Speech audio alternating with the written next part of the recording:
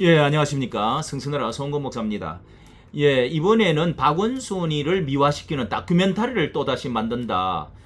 이렇게 해서 문화 콘텐츠를 가지고 내 편은 미화를 시키고 상대편은 악마화를 시키는 이러한 세상에서 우리가 좀 살게 되어진 것이 이 도를 넘어도요 이미 동물농장에 우리는 살고 있는 것이 아니냐. 이 포장과 위장술, 쇼의 달인들이라고 참 말할 수밖에 없는 이런 것에 한탄을 금할 수 없는데요. 건세도 잡고 범죄도 하고 돈도 벌고 또 영웅도 만들어가는 자 이런 것이 결국은 이 586 혹은 또 주사파 세력들이 거짓 위장 왜곡이 얼마만큼 도를 넘는지 또 이것이 결국은 JMS의 사람들이 되어져 가고 있지 않느냐 이런 생각이 드는데요.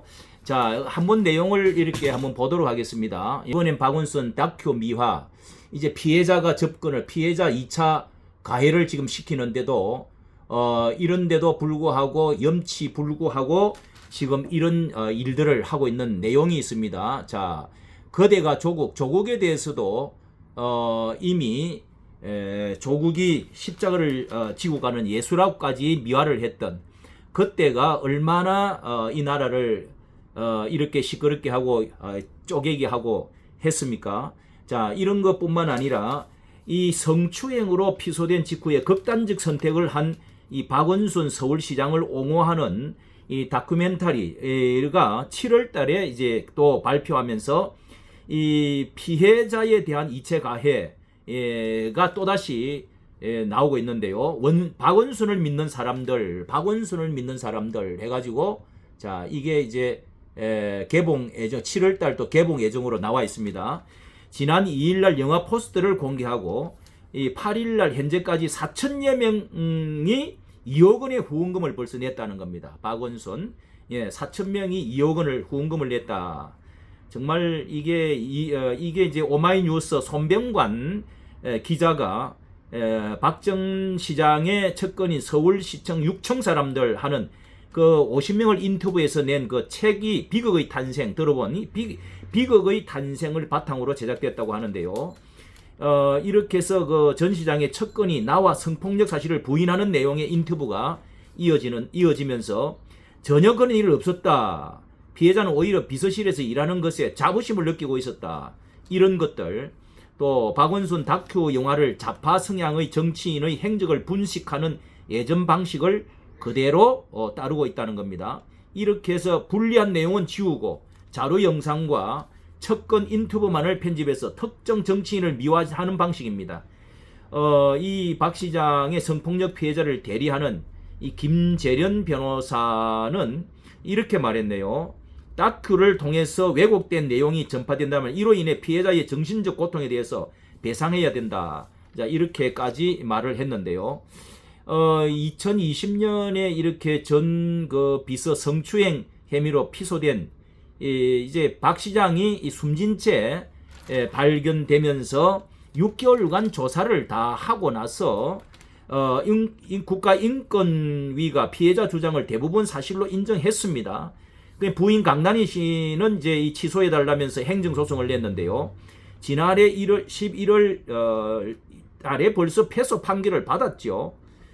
그런데 이제 이것에 이어가지고 이 조국에 대해서도 보면은 이 감성적인 음악 이런 것들을 배경으로 잘 넣어가지고 이 조국을 이렇게 미화시키는 이 내레이션으로 희생자로 포장을 했다는 겁니다.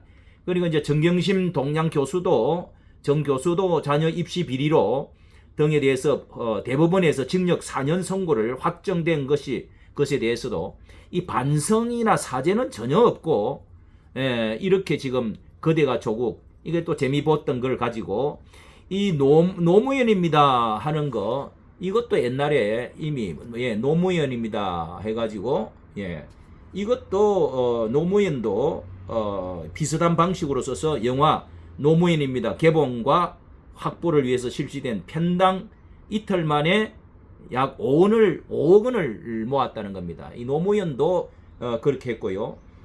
그러면서 이 권력자들의 나는 옳고 너는 틀렸다. 예, 너는 틀렸다. 이러면서 권력자들의 피해자 코스프레, 우리는 떳떳하고 보상 이런 것이 이제 우리는 떳떳하고 정당화되어지면서 보상 심리를 낳고 지지자들을 결집시키는 효과를, 그러면서 돈도 벌고, 자, 이런 일들이 지금 벌어지고 있는데요. 여기 그 백년 전쟁이라고 하는 옛날에 이런 것들로 이 백년 전쟁이 여기 나와 있지 않습니까? 2012년도에 만든 요 민족 문제 연구소 제작을 했는데 이승만을 하와이 깡패, 그리고 악질 친일파 박정희를 스네이커 미국의 하수인으로 이렇게 해서 256만 회를 재생시키는 이런 그 효과를 가져왔어. 자, 이런 그 문화 콘텐츠에서 이 사람들이 발 빠르게 재주 있게 하는데요. 이게 이제 매출이 얼마나 있었느냐 하면은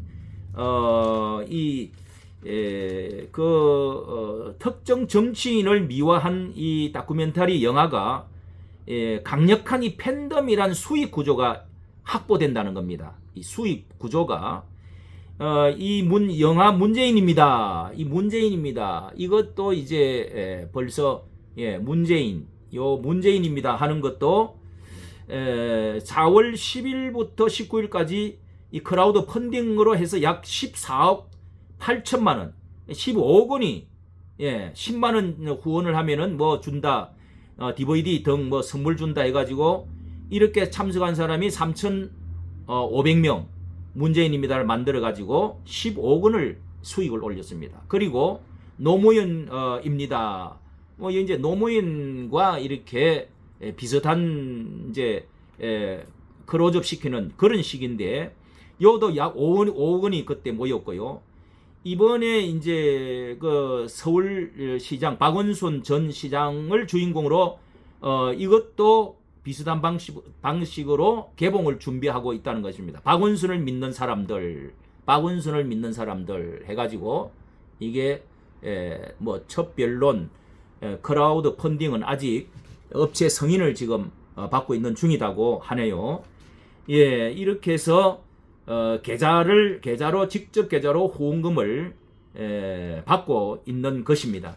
정말로 이런 것을 볼 때